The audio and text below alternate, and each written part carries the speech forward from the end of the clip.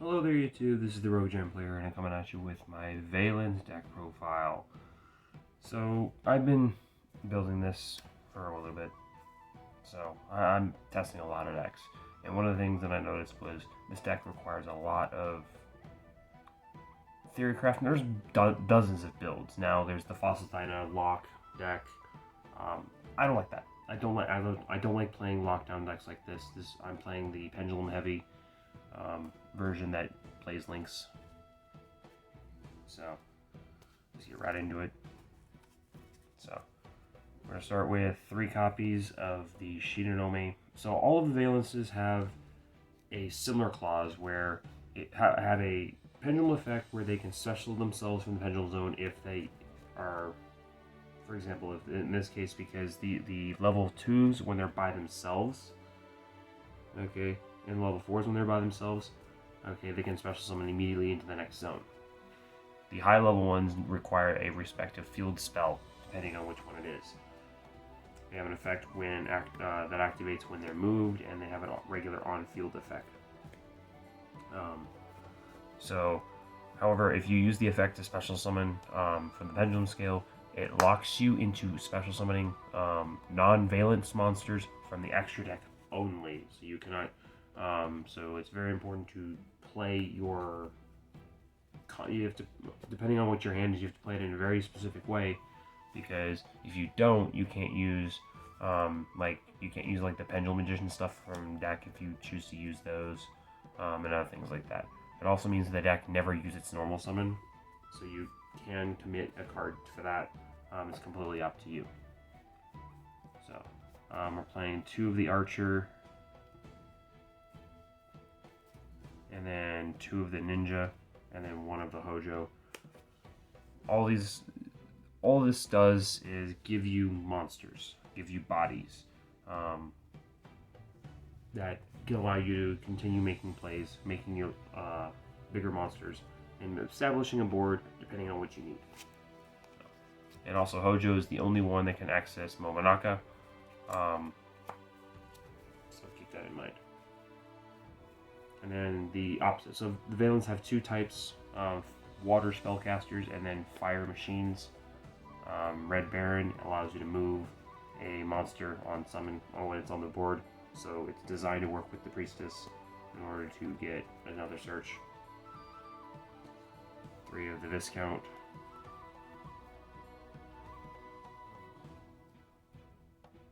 And then 3 of the Madame Marquise.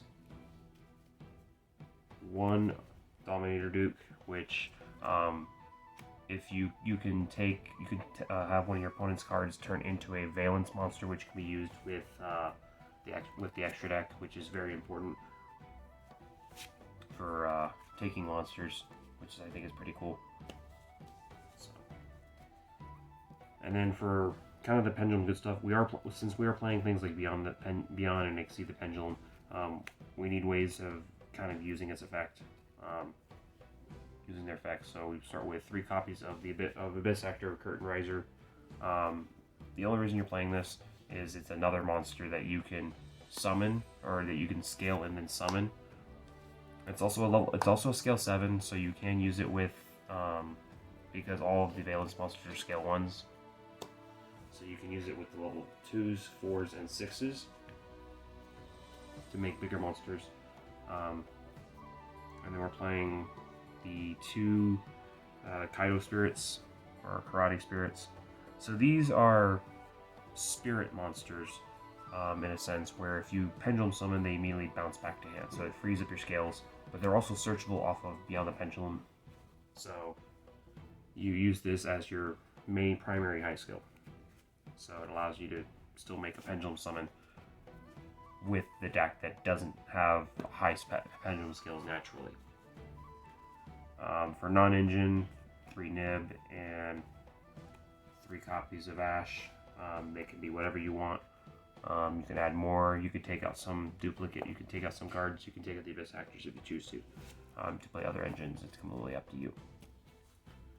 For spells, 3 copies of Solo Activation. So it'll immediately, when you activate it, it puts a Valence monster in your scale. So basically you get Priestess off of this, and now you have a free card. And you still haven't used your normal summon. And then when it's in the graveyard, you can activate it in the same turn too.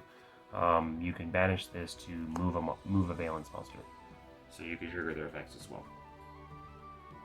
So. We then play the one copy of the Place of Beginning, Valence Wars. Basically, this is designed to search out the field spell. If you don't already have Soul Activation, you search this, get the field spell, and then if you have a Valence monster on board, you can destroy it and add a Senate Switch, which can be used for some combos. It's an old card, by the way, but all you do is move a monster, and since moving monsters trigger effects, why not?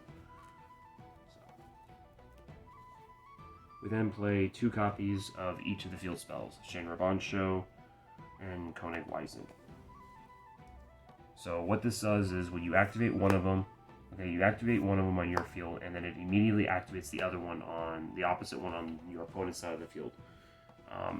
And collectively they have this effect. You can move a monster from the monster zone to a spell trap.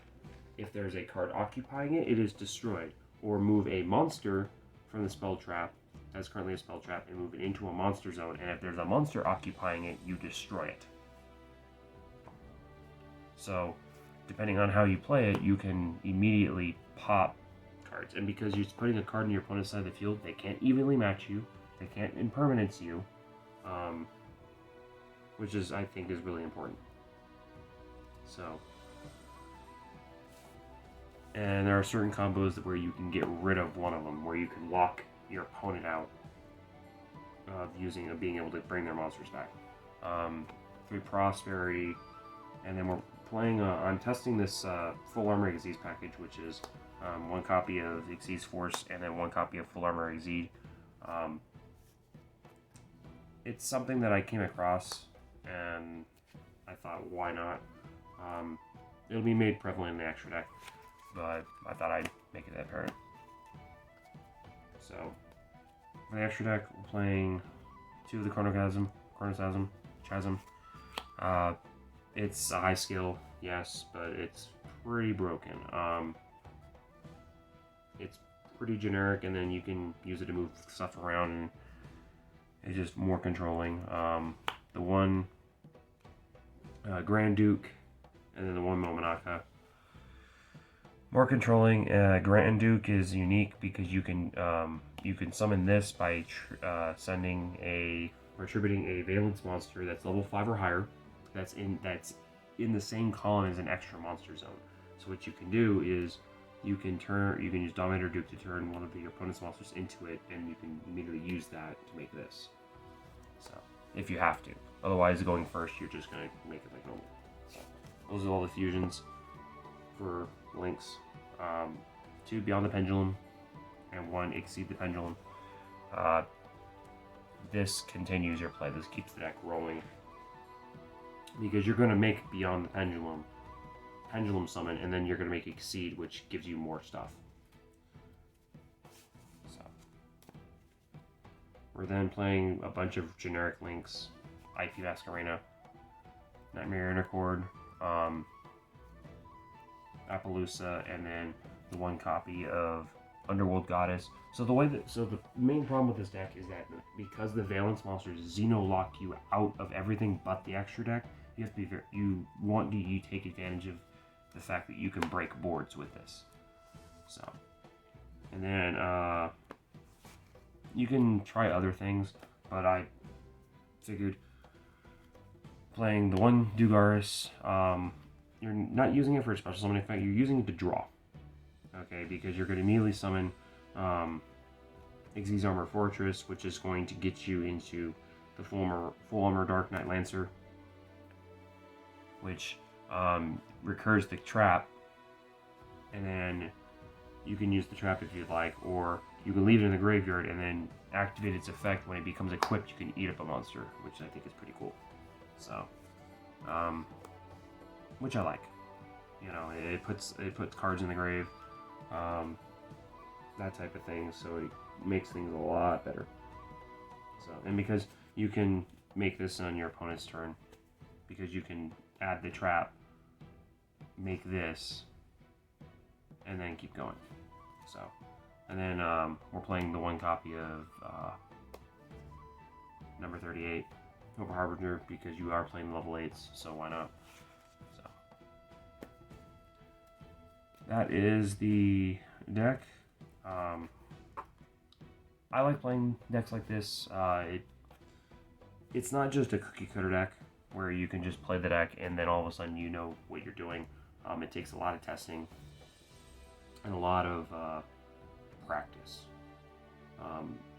Knowing when to play certain cards, how to play it. It also isn't based upon your hands, which is why a lot of the decks that I've been putting up are a lot of hand dependent. Okay, it teaches you to think more. So, hope you guys like the deck. Comment, rate, subscribe, and I'll see you guys next time. Bye.